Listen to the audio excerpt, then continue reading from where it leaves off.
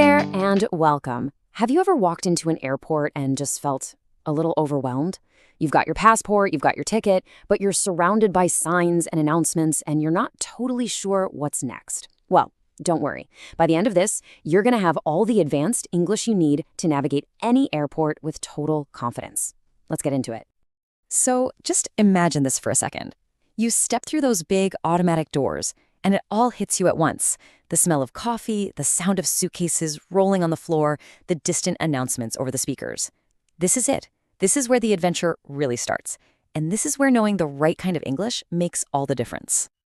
Right, that's the big question, isn't it? Because it's not just about knowing a few words. It's about using them smoothly, naturally, so you sound less like you're reading from a book and more like you've been traveling your whole life. So think of this as your guide to getting from that entrance all the way to your airplane seat without a single bit of stress. Okay, first things first, we're going to tackle check-in and security.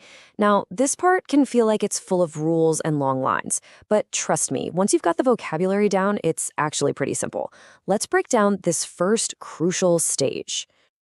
So what's the very first piece of information you need? Your terminal. Big airports can have a bunch of them, so always double-check your ticket. Once you're in the right terminal, you'll look for your airline's check-in counter. After that, it's the big one, the security check. And once you're through, you're free to find your departure date. See? Just 4 simple steps. So when you get to that check-in counter, this little piece of paper is your golden ticket. Your boarding pass is literally the key to everything. It tells you which gate to go to, which seat is yours, and what time you need to be there. A little pro tip? Keep this somewhere you can grab it easily. You'll need to show it a few times. Okay, let's talk about your stuff. Your checked baggage, that's the big suitcase that you hand over at the check-in counter. You'll say goodbye to it for now and pick it up when you land.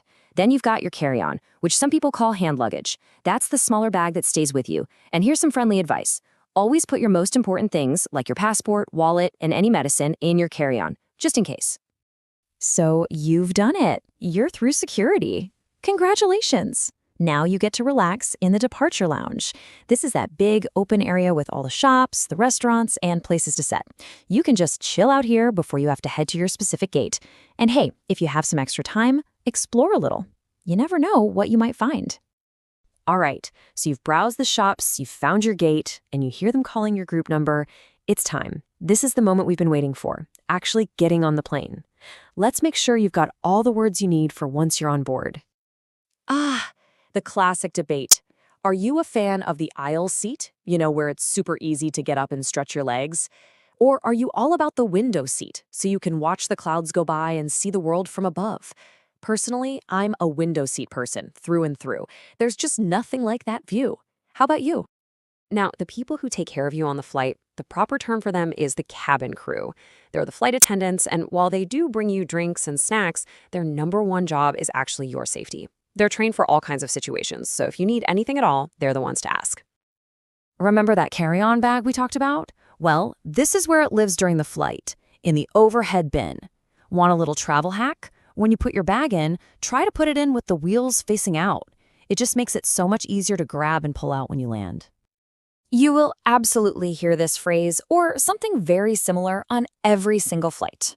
To fasten your seatbelt is just the formal way of saying buckle up. And hey, when you see that little seatbelt sign light up, it's not just a suggestion. It's really there to keep you safe during takeoff, landing, or if the plane hits a bit of bumpy air. You feel that little bump? The wheels have touched down. You've made it. But hold on, the journey's not quite over yet. There's still a few important steps you have to take before you can head out and start exploring your destination. I know, it looks like another to-do list, right? But it's pretty straightforward. First, you'll go through immigration, which is also called passport control. Then, after that, you'll go to baggage claim to get your checked luggage. And the very last step is walking through customs. And then you're officially done. So, immigration is where an officer will check your passport and visa. This is basically the official moment you're allowed to enter the new country. The best thing you can do here is to have all your documents ready in your hand before you even get to the front of the line. It just makes everything go so much faster. Okay, so you've got your bags. Now you just have to go through customs. This is where you might have to declare if you're bringing certain things into the country, like large amounts of cash or maybe specific foods like fresh fruit or meat. Most of the time, you'll just walk right through, but it's an important final checkpoint. Now, what if your flight isn't direct. Well, then you're going to have a layover. It's just that stop you make in another airport on the way to your final destination. For any Spanish speakers out there, this is your escala. And hey, if you have a long layover, don't just sit around. Go find a good restaurant, explore the airport, or even leave and see the city for a few hours if you have the time. Okay, you've learned so much already. You can get from the airport entrance all the way to baggage claim. So for this last part, we're going to level up your English with a few extra details that'll make you sound like a real pro traveler. This is a really good one to know. If you're flying into London, you'll call it luggage, you'll put it on a trolley, and you'll stand in a queue.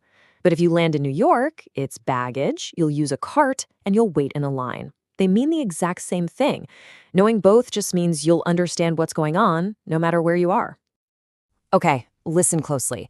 If you ever hear an announcement that says final call, and it's for your flight, it is time to run. Seriously, final call means it is your last chance to get on that plane. They are about to close the gate. So whatever you're doing, drop it and go. All right, let's have some fun with idioms. These are phrases that don't mean exactly what the words say, but they're used all the time in everyday English. Using them is a fantastic way to make your language sound much more natural and fluent. First one is up in the air. This just means that something isn't decided yet. So if someone asks about your vacation plans and you haven't booked anything, you can just say, "Oh, they're still up in the air." It's a perfect, natural-sounding phrase to use. I love this one. To land on your feet means you manage to get through a tricky situation and end up okay. Travel is full of these moments. Maybe your flight gets delayed, but you manage to catch the next one anyway. You landed on your feet. It's all about recovering from a challenge. And there you have it. You've got the vocabulary, you know the difference between British and American airport terms, and you've even got a few idioms up your sleeve. You are totally ready. You're not just a tourist anymore, you're a confident, prepared traveler. So the only thing left to ask is, where are you going to go next?